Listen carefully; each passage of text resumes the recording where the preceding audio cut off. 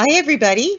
Welcome to this evening's IM Public Lecture, the final one of this academic year. My name is Vivian Howard, and I'm the Acting Director of the School of Information Management at Dalhousie University.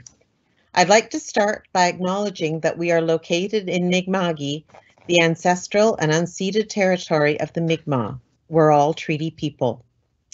Just to get started, if you haven't been to one of these online public lectures before, just a few housekeeping details. There is a chat box on the right-hand side. It's got the question mark. That's where you can add your questions, and feel free to add questions throughout Dr. Mongeon's talk. You don't have to wait till the end. You can add those anytime. When questions appear in the feed, in the chat, you can upvote them with the thumbs up. The more thumbs up a question receives, the higher priority the question will be given, and that will help ensure that that question is asked, because sometimes we don't have time for all of the questions. So by voting, you sort of move a question up in the list of priorities. If you want closed captioning, please click on the CC. So now it's my pleasure to introduce tonight's speaker, Dr. Philippe Mongeon, SIM's newest faculty member. Philippe Mongeon is an assistant professor in the School of Information Management here at Dalhousie University. He's director of the Quantitative Science Studies Lab, an associate member of the Centre Interuniversitaire de Recherche sur la Science et la Technologie, and president of the Canadian Association for Information Science. He's also a member of the Environmental Information Use and Influence Research Group. His research revolves around the use of bibliometrics and other quantitative methods to study the dynamics and practices of knowledge production, dissemination, and use.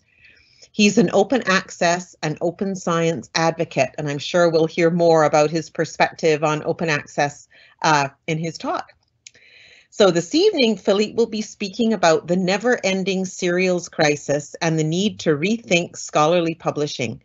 And this topic takes me back to the days when I used to teach collections management in the early 21st century, around the year 2000. At that point, we were talking about the serials crisis, so it truly is never-ending. It's been going on for decades. This talk will provide a quick overview of the evolution of scholarly publishing over the last 30 years, and will present the results of an ongoing study on the costs of access to scholarly literature in Canadian universities. The talk will also provide a critical perspective on the so-called transformative agreements, also known as the Big Deal 2.0, that recently emerged as a solution proposed by scholarly publishers. Please join me in welcoming Philippe Mongeon.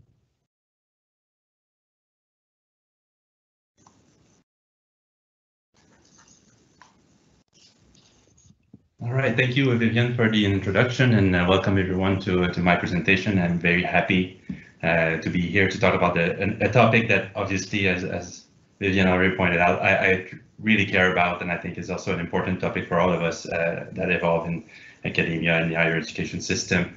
As librarians or wherever you come from, you might have a stake in this realm. So I think it's scholarly publishing and what we will talk about is something that I think touches all of us.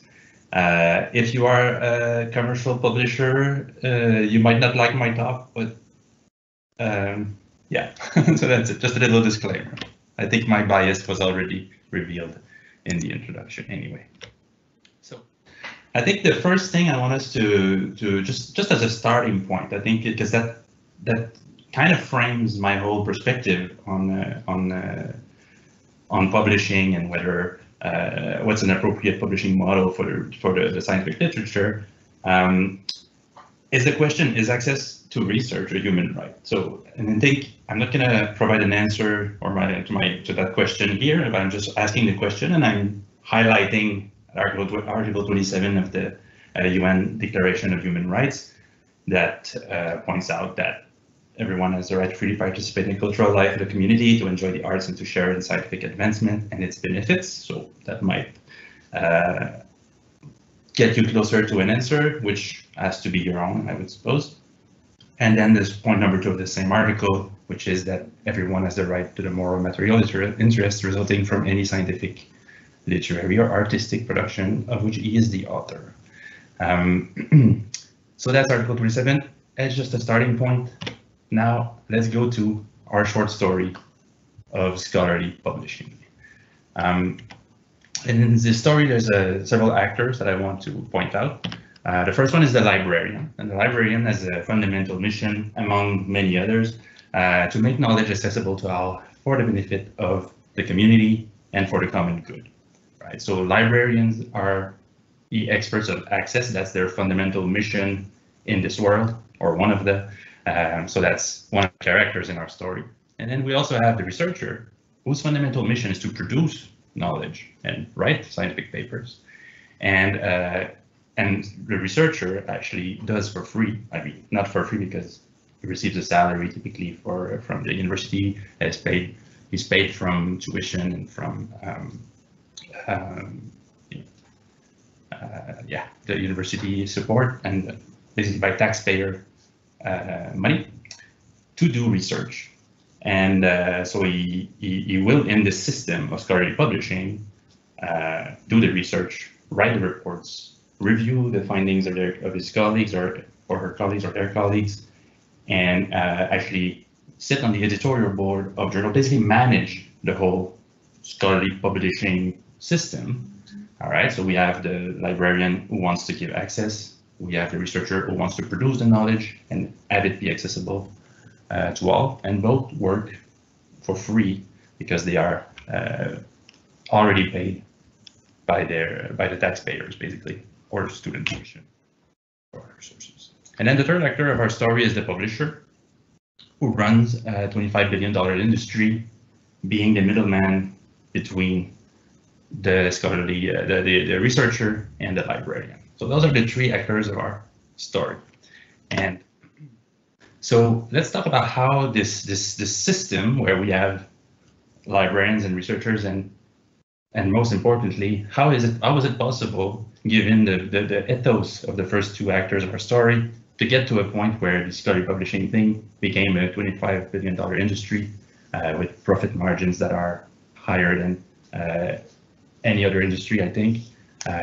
We're talking about 40% in profit margins. Google, as a comparison, makes 20% profit margin on its services. So anyway, so the genesis of the story is really well portrayed in this article by Stephen Buriani in The Guardian. So I put the link here. I highly encourage you to read this article. It's absolutely fascinating, and it's probably the best account and more easy to read account of the genesis of this scholarly publishing system that we have now.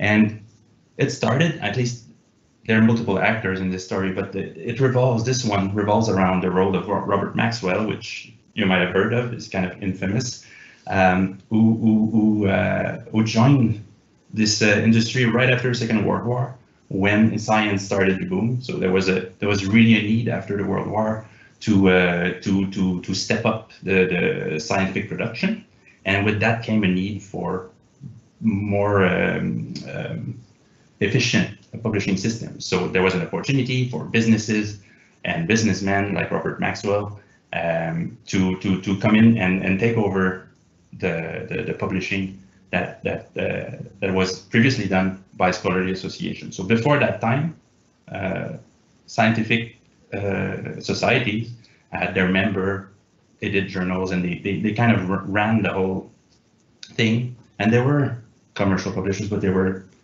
grossly inefficient. So there was really something to do. And then Robert Maxwell came to England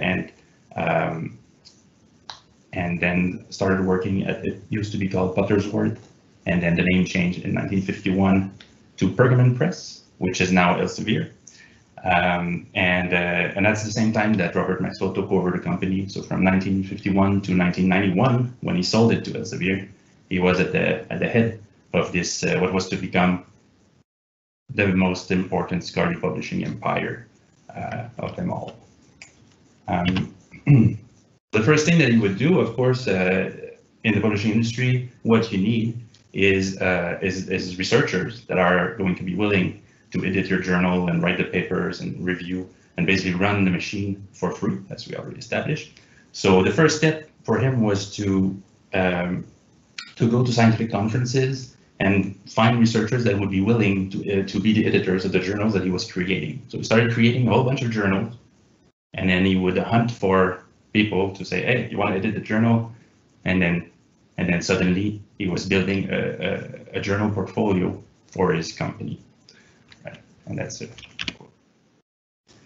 And then he realized that there was actually a limitless market for journals, and that he could create just as many journals as he wanted because of the specificity of scientific articles that are all about an individual unique discovery. So they are non-rival goods in the sense that, you know, you cannot replace one article with another, basically, and he understood that very quickly. So he went and that's why he was able to create that many journals, because every time he created a new one, that was just more profit, right? So that's the whole logic behind the building of his empire. Oops, sorry. And the other thing that is important is that every time you create a journal, not only does it not compete with the other, but he also realized that he could charge as much money as he wanted, almost, for his journals, because, again, because of the importance of access for the scientific enterprise, for education. Researchers need to have the literature in order to produce their own work, and therefore he realized that, well, if you charge twice as much, they're still going to need it. So that need doesn't go away. So they were kind of libraries were kind of forced to pay whatever price he was asking. So and that's how the price of access to a journal doubled. Is that a double? Yeah. This is a specific example from the Journal of Brain Research, but doubled over a period of 4 years, right? The average price actually doubled over a decade. So there was a steep increase in prices that were made possible by the inelasticity of the price or the demand. And very important point to notice on there is that there's also the fact that researchers who need access are also not the ones paying for it. And that's a thing that I think is still real today, is that when you ask a researcher or a university professor, do you know how much the library pays for like the access to the journals that you use? And a lot, maybe now that there's a lot of talk going on about it, maybe now they know. But a couple of years ago, I can tell you there was a lot of people who had no clue. We just don't know how much it costs. All that we know is that we need them for our work, and that's true. So that's an observation that Robert Maxwell himself made in 1988 in an interview. So this was a story of the growth of Pergamon Press, creating a lot of journals, inflating prices, realizing that this is an amazing market. And then, of course, at some point, Elsevier, which was another big player in this industry, just bought Pergamon Press from Maxwell, because Maxwell needed to, I think he was going to buy a football team at the time, and he needed funds for that. So he sold Pergamon Press to Elsevier, who at this time, of course, became the biggest publisher, which is still the case today. And this is I think a fascinating quote from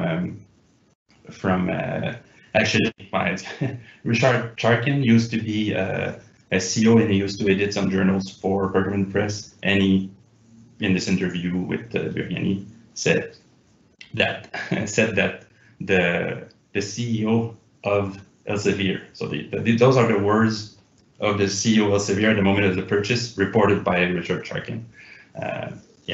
And it basically said, well, you have no idea how profitable these journals are once you stop doing anything. And I think that's a very interesting thing to say. So we buy it and we stop doing all that stuff that, and it refers to the stuff that Maxwell used to do. So going to the conference and recruiting people and building the empire. And he's like, this empire is already built. All that we have to do now is sit back and let the money flow. And that was literally the words that the Elsevier CEO made at the time that he purchased this company. I think it's pretty funny, actually. And then 3 years later, prices had increased another 50%, and now we're getting close to the time that Vivian was mentioning. We're mid-90s, and then at this point we were reaching the breaking points. The universities were like, okay, we cannot pay anymore. We're going to do something about it, and that's how we got to the first serial crisis. And that is just showing you the same story-ish in numbers from the library perspective. This is the expenditures of the 34 university libraries that are consistently reported in the ARL statistics. That's because the ARL statistics have capped. Some universities won't be there from 1 year or another. So we took that's a paper we wrote in 2017. We took the 34 that were consistently reported and showed that the expenditures for serial had increased. I would not say no, not exponentially, linearly from being in 1986 about 25% of the not about half of the budget of the library to almost 75 in 2011. I don't know how it is now, if we had to, but I guess it's probably a little over 75% or more. If the trend continued, but we don't know. And we can of course see that the cost, the adjusted price of the journal collections went from 1.5 million to almost 4 million just between 1986 and 2011. That's still a long time, but it's also a massive increase. So, and we can see, so we're in 1994, so at the beginning of this curve, basically, or close to the middle, and we're already reaching the breakout point for libraries. So in 1994, when the line was half of where it is today, they were already saying, we cannot do this anymore, we have to find a solution. I will get back to this in a minute. So the solution that eventually was to come after the libraries tried to unsubscribe from journals, because that, of course, was the initial solution, was trying to negotiate, not with the publishers, but with the academics in their institution, like what journal can we not subscribe to, because we really need to cancel some, right? So there was a wave of attempts to evaluate the usage of collection, and there were libraries reducing their collection in order to cope with the increased price of the journals. But what happened then is that the digital era came about, and so did digital publishing. And that, of course, brought the digital journals that we now use or work with every day. I mean, there's not so much print journals nowadays. So the big deals, what they did is basically, we now have a digital collection, and you can subscribe to both. You can subscribe to the print version and the digital version. But here's what we're going to do, because of course that's even worse than the initial thing, is that we're going to give you access to all our electronic titles in one big deal, the big deals, and then you can just unsubscribe from the print version. And then you have access to everything, which is awesome. So it solves the problem, right? So that was the idea of the big deal. And not everybody was very happy or optimistic about the big deal. Fraser he was the director of the University of Wisconsin-Madison library, and he basically wrote an article that said literally, well, you should not sign on to the big deal. And his two main points in this article was that basically it's kind of forcing us to buy all these journals that we don't need, actually. And then it locks us in with the publishers, because once you are in this big deal and you have access to this collection, there's really no way out. And that was his assertion. And indeed, what happened after the digital publishing became more like the norm, and after the big deal started, is that the big publishers started to just buy everything and started controlling the market more than they had before. That's something that we showed in this paper that we published in 2015. This is actually the percentage of papers in the Web of Science that are controlled by the top 5 publishers in natural and medical sciences and social sciences and humanities. And the red bar, basically the red line, is the share of publications that were not published by one of the top 5 publishers. And you can see that, you know, all through the 70s, the 80s, and 90s, it was still like slowly, we were slowly going towards a concentration of the market. But then in 97, 98, 2000, where digital publishing came and where the big deals came, we had a sudden drop, and everything in the market suddenly became even more concentrated than it was, to a point where now the majority of the papers, at least those published in the Web of Science, are published by one of those top 5 publishers.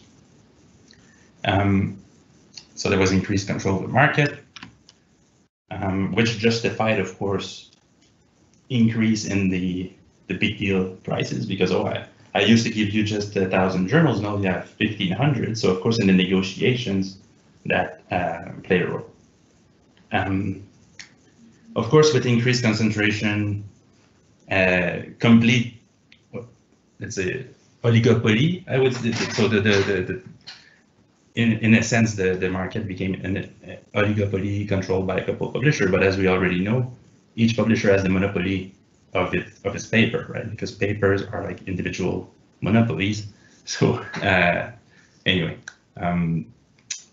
then also came massive increases in profits. You can see that from 1990, we went from 300 million to 1.2 billion in Elsevier's profits. So that's, and it starts when? Right in the 2000 with the big deals, obviously. And then you see those profit margins that I was talking about earlier. So it fluctuates between, you know, 30% and 40%, and that has not changed since. Yeah. And those profit margins, I mean, if maybe I can elaborate, are easy to understand when you understand the economics of digital scholarly publishing, where you don't have to pay for any additional paper that you sell. So the journal, you make one issue, you put it on your website, and then you can sell it to hundreds of thousands of people or libraries around the world, but it's the same, you know, you just make it once. So the production cost that used to be sizable in the print era, where you had to print and send a copy to each of the libraries that were subscribing, disappeared. So now you sell your journal once, and there's a point where you recoup the cost of production, and the rest is just gravy, right? So it's easy to understand why they make so much money, actually, and they don't pay the authors or the people who actually run the journal. So so the serial crisis 2.0 was the logical next situation. Actually, you might say, is it the serial crisis 2.0 or is it the same serial crisis?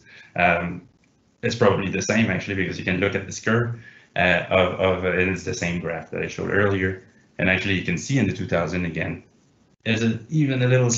It starts like the curve is a bit more steep at this point. So I would argue, based on this evidence, that you know, I guess we can probably all acknowledge now that the big deals did not solve the problem that we had in the 90s, and then in 2011, back then we were still having this issue, and that in fact we are still having this issue today. There are still libraries struggling with their budgets to satisfy the demand of their students and researchers. So in the 2010s, when we were faced with this, let's just call it the 2.0, because there was a new wave of solutions that came about. And the solutions were different than the one from the 90s, where the solution was supposedly the big deal. Some of these solutions were editorial migrations. What I mean by that is journals being, okay, you know what, I don't want to deal with you anymore, Elsevier or other company. So entire boards resigned and created new parallel journals that were run by their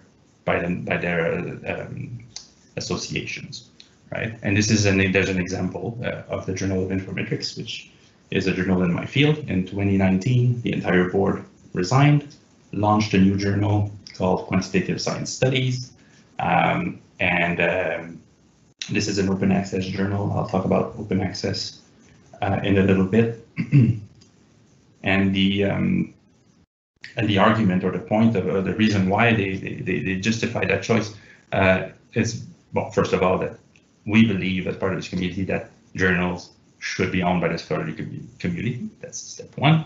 That journals should be open access, so that everyone should be allowed to read the work that we publish, and that citation data should be freely available. And that may be more of a thing that, you know, people in my community would care about, as citation analysis is what we do. But I think it's also important to mention. So that's one of, and that's just an example. You can find on the internet many accounts of journals that did this. I think Lingua was a journal owned by Elsevier. I think they created another one called Glossa. And it's same sort of mechanic. The entire board resigned and they created this new journal. An interesting thing to note is that the old journals are not disappearing. So the Journal of Informatics still exists and is still published by Elsevier because, of course, it's part of the big deal. And they are still making money with this journal because it still exists. So they replaced the board with people that they found, and then that mechanic, the fact that it doesn't seem to change anything because we created this new journal, and then we have it, and we can have a venue that we're happy to publish in and that fits our values as a community. It's good, right? It's good, but it doesn't seem to solve the problem of libraries being forced to buy the Journal of Informatics, even though they don't want to, because it's just part of the big deal. So a lot of commenters say that the solution does not actually solve the problem either. Of course, there was a wave of journal cancellations. This link right here to a Spark website, they collect data and information about all the cancellations that occur. If you look at it, you will see that last year, I think it's University of Saskatchewan, I think they canceled, I forget, maybe it was Springer or Taylor Francis, and they report the reasons why, the choice they made, and then the money that they saved with that. So I think it's a very interesting source if you want to know what's happening and who is canceling what and how successful these efforts are. So that's happening. And in fact, in Canada, in 2016, we had the Journal Usage Project, where 28 universities participated, and we measured the use of the journals in the library using 3 indicators: downloads, references, and mention. And the point was just to get a sense of what journals we need, because if we are going to go and try to negotiate better deals or unbundle the deals, it will be useful to know what is it that we need. So, and the first thing that we discovered, and it was not a discovery because we knew that this was the case already, maybe not for the mentions. And what I mean by mention is that we did a survey and we asked participants, what journals do you consider essential for your work or for your research or your teaching? And then they just listed journals, and some listed more than 10, which was supposed to be the maximum. But we took anything that was mentioned.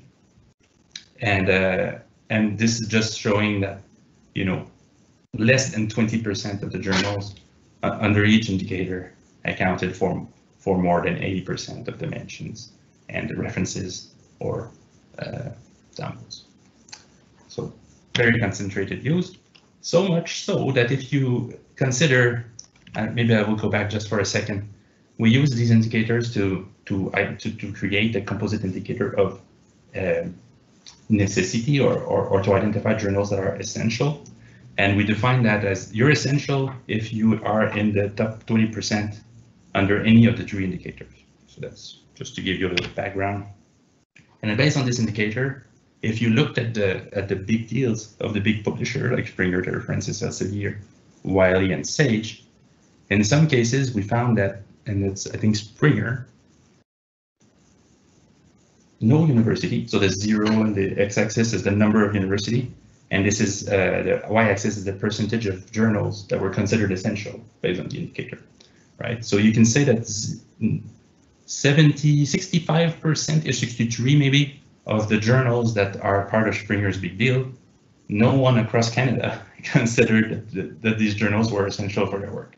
So the point of this is just to help us realize that we may consider everything essential, but if you actually ask people what do you use, and if you measure the use through downloads, and if you do, if you use all the statistics, you'll find out that a lot of the stuff that we buy is never downloaded, never read, never mentioned, never cited.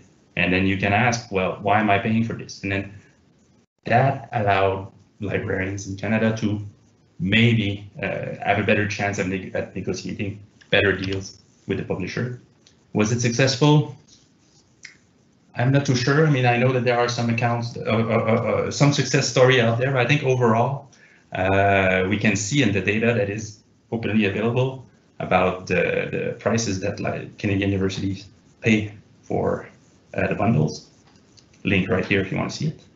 Actually, this is the data set for 2019-2020 that was just published recently. And you can see that, I mean, you don't see the timeline here, you just see the amount for 2020, but the 28 same universities that we surveyed, we collectively pay $91 million just for the packages that are listed here, and that's just a small share. I mean, the big ones are there, and actually one is missing. I think Springer Nature is not there, which is a big one. So we'll probably pay more, well above $100 million collectively in our Canadian system alone. And one would argue that this is enough to finance all of the scholarly publishing in the world, and we're just a tiny country. Yeah. So I'll try to like 6:30. Okay, I want to give us time for questions. So I'll try not to drag too much. So open access, because when you talk about scholarly publishing, at some point you gotta have a little bit about open access, which is basically the right or the idea that everyone should be able to read the scientific papers by having access to them on the internet. And it's there was this statement made in 2002, which is called the Budapest Initiative, and so they basically signed this declaration that everyone should have access to the product of research, and some called it the open access movement. That was started in the early, and that was also a consequence of the internet, right? So when the internet came, it was an opportunity for the scientific community to rethink access and make the produced knowledge available to all through this open access new movement. But it was also an opportunity for the commercial publishers to concentrate their share of the network of the industry and charge more to the libraries and have a better grasp of the system. So I think I'm not sure that the movement actually was successful. And I think it's important also to mention very quickly that there are different kinds of OAs. Maybe not everyone is aware, but the most ideal, I would say, form of OA is the fact that most publishing agreements allow you as an author to share your work through online repositories such as DALSpace, the one that are institutional repositories at DAL. There are disciplinary repositories like PubMed Central, actually. That is a massive open access repository of literature in the medical field. Archive, and by the way, Archive existed already in the 80s. So it's, yeah, it's a very old thing, and maybe it did not exist in the way that it does today, but this is a repository that is used initially by physicians, but yeah, it was created by physics, but now I think it's maybe used a lot by computer science, but also by other fields. So it's kind of a multidisciplinary, open archive of scientific papers, and you have disciplinary versions of that, like social archive for social sciences and bioarchive, and you can of course publish your work on your website. So that's Greenaway. It's self-archiving or using institutional repositories, and that's one way to give access to our scientific production for free to everyone. And I think that's important to mention, because a lot of people, when you say open access, oh, you have to publish open access, like there are policies now to sort of say if you get funding, you have to publish open access, and then people associate open access, sadly, with the model where the publishers actually charge you a fee, usually $3,000 or something, to publish your paper in open access. And I think I don't know all the policy, but I think most of them actually insist on the fact that you should make your, like that Greenaway is okay. You shouldn't feel like you're forced to pay that $3,000 for each paper that you publish, and then basically deplete your research funding on publication fees because of like the OA policy, which is not that. So, and I think there's a lot of misconception, and I've heard many times people say, oh, this policy is great, but like I'm out of money now. I cannot do my research because I publish so many papers and it's so expensive. So you don't have to pay. Just use the institutional repository. Put it in DALSpace. It's enough. And there's a link here that's also very important if you want to know if the journals in which you publish, what's allowed in terms of Greenaway, because sometimes there are some restrictions. Maybe you cannot put the version, like the final version that is with the typesetting of the publisher, but you can submit the post-review version, or sometimes just the pre-review version, which is less useful. But this is the link if you want to check that out. Goldaway is the model where there is no paywalls. We don't sell subscriptions to the journal, but sometimes it's free, but sometimes you pay the fee to publish in the journal instead of subscribing to the journal. And these fees can go from zero when it's free to 9,500 euros, which is the price that you got to pay if you want to publish an open access paper in Nature. But actually, that might be more the hybrid OA kind that I will talk about in a second. But the idea is that you pay to publish and your paper is open access, and there are no subscriptions involved. And that's Goldaway. Sometimes the publishers will just make the papers available online after a certain time, so they remove the paywall. That's Bronzaway. And the hybrid one, which is a wonderful kind if you're a publisher, is when you basically have a journal, a normal journal that you sell to all the libraries in the world through the big deals. And then you allow, and I already mentioned, you allow the researcher to give you extra money so that they can just make your paper available on the website. And it sounds great, but it's also, some call it double dipping, because you've already made more money than you should selling the journal, and now you're taking an extra $3,000 from the author, which is really not justified. So that's the worst kind of OA, and the one you need to stay away from. So I think that the publishers recognize actually that the open access movement was in fact a gold mine through these article processing charge. Why? Because as we already established, the serial crisis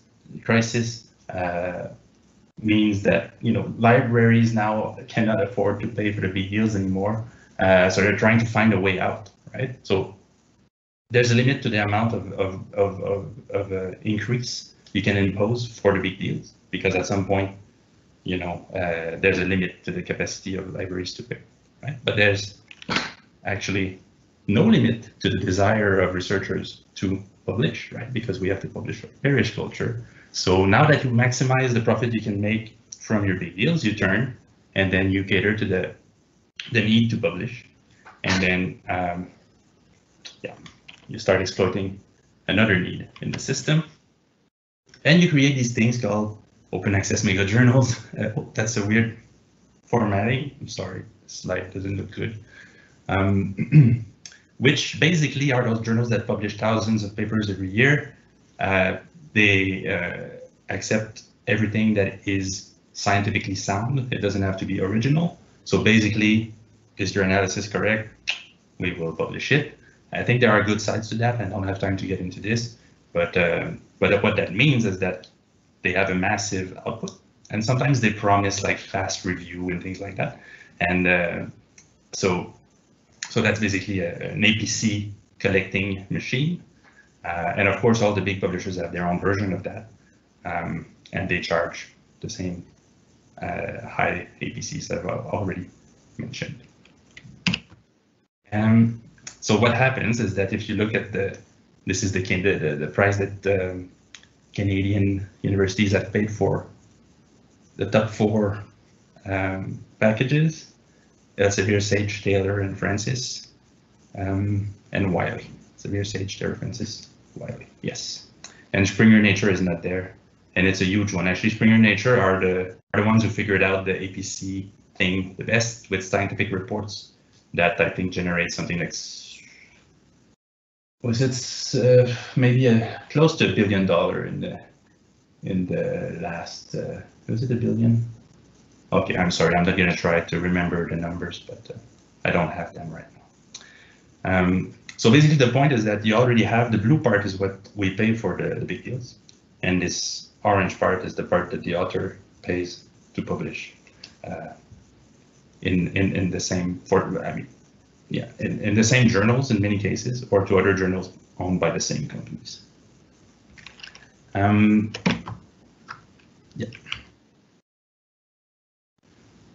Okay, so this is where we're at now, right? We have these big deals that still exist, budgets that are already completely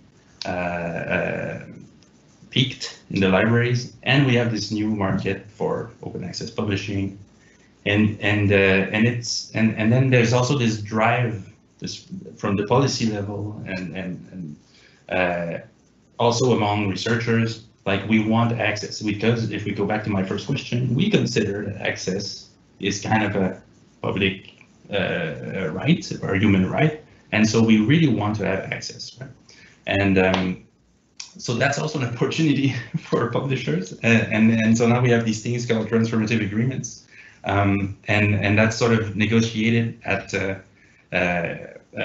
between universities and funders. It depends on sometimes some conglomerates of actors, but it doesn't matter. The point is to shift from the subscription model to an open access model by making everyone pay the APC, so that we can slowly abandon the subscriptions, which is in a sense a good idea.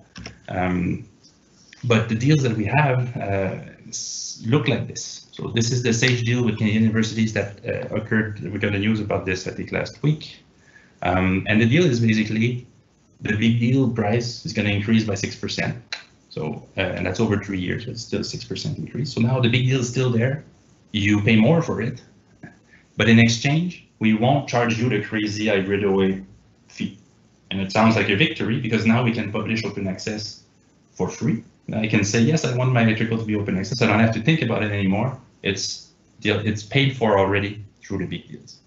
I think it's a false victory. I see the time. I don't want to spend too much time, but I'll let you make your own opinion about that. The Wiley deal with the German university, also very interesting. Germany had boycotted. They boycotted also Elsevier. I don't know if they reached a deal yet, but they canceled everything to negotiate. So what happened in the case of Germany and Wiley is that they said, okay, you can get back access to the journal, the big deals, for free. That's a victory. But you are going to pay the APC for all the journals. So every time a German author publishes a paper, the university system, I don't know who does it, they pay the APCs. The problem with that is that these are still big deal journals. So any other country that's not part of this deal still has to pay to access the same papers. So basically, it's just double dipping at another level. But that's very interesting, I find. And then also very recently, there was this deal between the University of California and Elsevier. The UC had also canceled and stopped negotiation, and they get a similar deal, but I think it's even worse than or maybe it's similar to the Wiley one with Germany.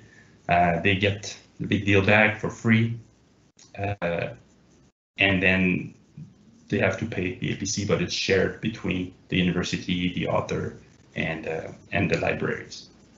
So yeah, I don't know what that's going to solve, but yeah.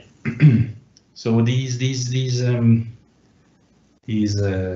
transformative agreements, they may seem, I mean, I think there's good things about them. I think we have to wait and see, but we have to be very cautious because these are the same actors that negotiated the big deal and paraded it as a solution in the early 2000s, late 90s. And I think if you look through this, there's some things that I find troubling. Is that first of all, if you're not a publisher that has access to the table where you can make those kinds of deals, then you cannot exist or you can exist but through the subscription model.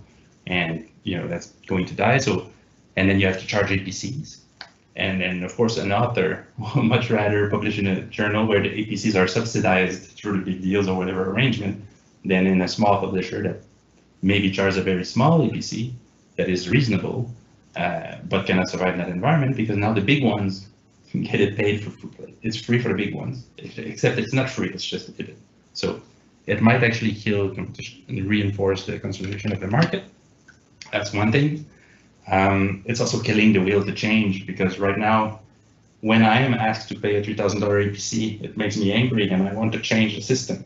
But if I don't see that bill coming on my email and I can publish open access for free, I have no more desire to change. I mean, personally, I still want the system to change, but and so I brought back this quote by Maxwell in order to support that. And so I think that leads me to the end of the talk. I think that the point that I was trying to make is that if we are going to have a system where indeed access to scientific knowledge, but also to participating in the scientific, the production of knowledge, because if you have to pay to publish, that's also a bit difficult. We are going to need a change of logic, right? A change of values and a change of power distribution in this network, where the power is not in the end of the one actor whose mission, fundamental mission, which is making profits, is not in line with the concept of this whole thing being a right? So I think what we need to do is to basically eliminate that logic and replace it with a focus on equality and the public good. And in that story, I think that it's the same story, right? We have the librarian who gives access to the world, to the work that is done by scientists and other people that produce knowledge. So we have this group, this institution whose mission it is to give access. We have still the researcher whose mission is to produce that knowledge and share it with the world, and who does everything else that surrounds that for free. And then that's my vision for the future of commercial publishing. It's basically that we need to pull the plug and it needs to stop. And that's it. I don't think that the references are not there. But okay, I'll stop there because there is 10 minutes left and I want to have time for questions. So thank you for your attention. Over to you. Thank you, Philippe, and thank you for telling us that, that decades-long story in such a short amount of time. And I'm looking at the questions, and I'm going to try and synthesize a few questions together. Because whenever I think about or I hear about the story of commercial academic publishing, I always feel that librarians have been kind of put in a Stockholm syndrome kind of situation where they've become somewhat complicit. They've started to identify and try and help their oppressors by looking for ways to pay these, exorbitant serial prices. So they've become somewhat complicit in trying to support the power of the Elsevier's of the world. But I don't think, it's just the libraries that have been supporting this system. It's also the universities and their tenure and promotion processes, where the top-ranked journals are often the ones published by, these very predatory publishers like the Elsevier's and the Springers. And, if people are wanting to get that top-ranked publication, they are more or less compelled to try publishing in these outlets. So I don't know if you have any thoughts around the reform of the tenure and promotion process, if that also needs to go hand in hand with the reform of scholarly publishing. Yeah, I do have thoughts on this. Of course, we could have a week-long discussion on the whole system, and you're right, it's a bit of a challenge to summarize all of this because there's multiple stories that I could tell, and I told this one. But the thing I think that I like to highlight when this question of publishing in a top journal arises is that it's not the publisher that makes the journal an elite journal. It's the elite editorial board. If you have a bunch of Nobel Prize winners that decide to create an open access journal that is free, it's going to be the top journal. So we don't need the publishers in order to have prestige. The prestige is something that we give as a community to the publisher. So the publishers don't have power. They only have power because we are kneeling down and giving it to them. And that's basically the logic, right? I give my scientific capital, so my reputation, to the journal by working for the journals for free, and then that's where the prestige comes from. So of course there's a transition that needs to occur. It's difficult, right? I see it when I'm on the board of the QSS journal that did this transition to try to recreate a new journal, and it's hard because right now we don't have an impact factor, and then we're still in the first volume, and a lot of people have the pressure of the tenure promotion, and if they publish in our journal, it doesn't count. So they're stuck, right? So yes, but it needs time, right? But you need to start somewhere. You need to create that journal that eventually will have an impact factor, or it will be considered by the tenure promotion committee, and then that might solve the problem. But of course, you could also change the criteria, and I think that's a different discussion, which is important. But I'll leave it at that for now. Yeah, and there's also there's a question actually in the chat about the University of California system, and you mentioned it as well. And I thought that at one point they did try to boycott Elsevier, and said nobody needs to feel pressured to publish in Elsevier journals. People can step down from editorial boards. We're basically cutting. We are pulling the plug in the University of California system. So do you know what impact that had? And the University of California system is huge. I mean, there's as many students in that system as there are in post-secondary in Canada. Like, it's as big as Canada.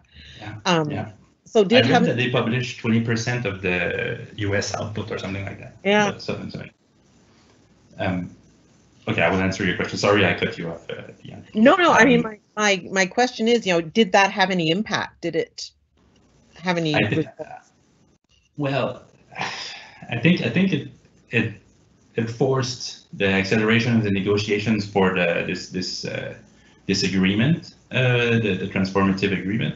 But if you look at the outcome of the agreement, I mean, I don't know what the opinion is on the U of C or UC community. I've seen some tweet about it, people saying, "Oh wow, I thought I was so proud of us, and now I'm completely disappointed by it because now it really doesn't we just pay for the APCs." And often ourselves as researchers also. So, and that has a whole bunch of problems. And say, if you don't have funding, what do? You can't publish, and then it's another problem. But so I don't know what impact it truly had, given that. I mean, it seems to me that the agreements that we see are still coming from a place of power from the So they still have the big end of this, and then so I see this as the scholarly publishers, the commercial publishers, redefining the rules of the game so that they can change their model without sacrificing their profits, basically. Mm-hmm. Because right now, maybe, and as we already mentioned, that's 20% of the U.S. production. Maybe, I think I saw this number. I don't know if it's true. So they pay. So all these papers are paid for by the authors, but we still are all paying for them through our subscription. So temporarily, this is like a massive free profit inflows for the publishers, because we're all paying for these journals already, and these are authors now that produce thousands and thousands of papers are also paying for them. So I don't know what's to celebrate, but I think maybe overall we're still, like, they are still paying. They are probably paying less, a little bit, but collectively, I don't think. I think we are paying more collectively because of that. But I'm not sure.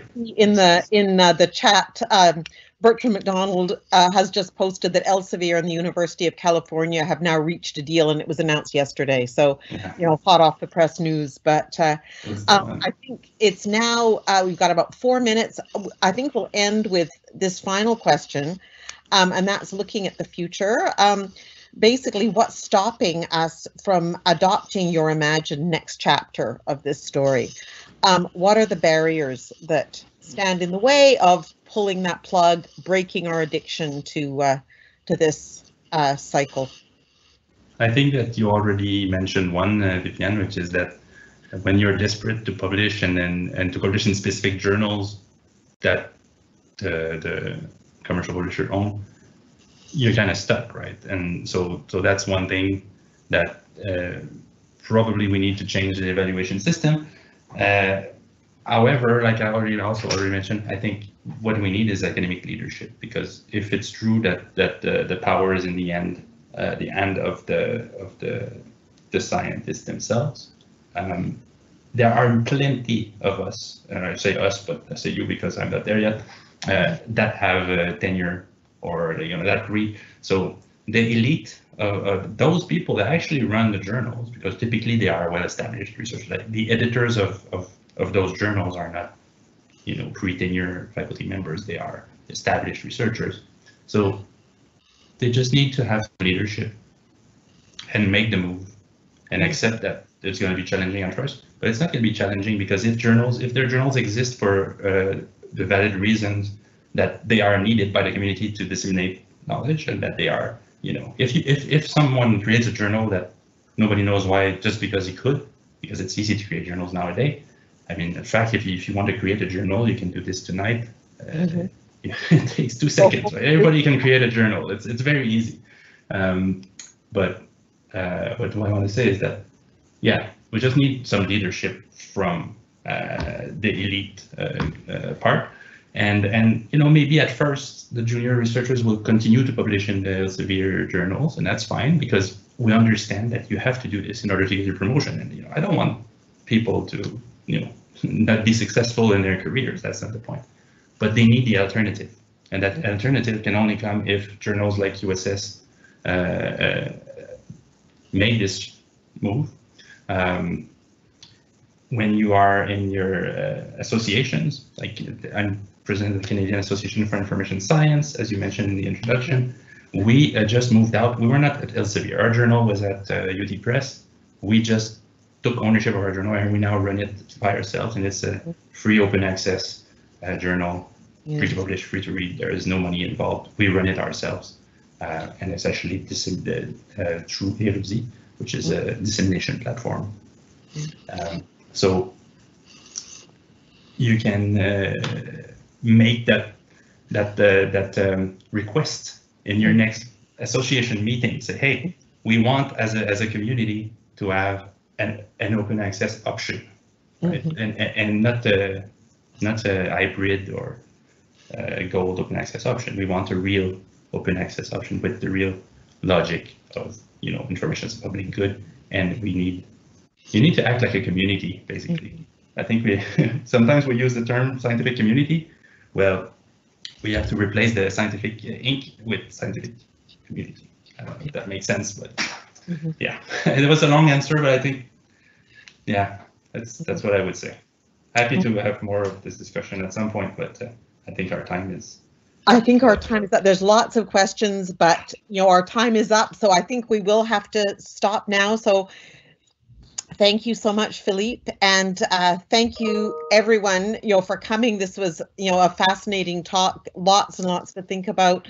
Lots of issues about just the whole academic system that you raised that I think are really worth our consideration. So thank you, Philippe.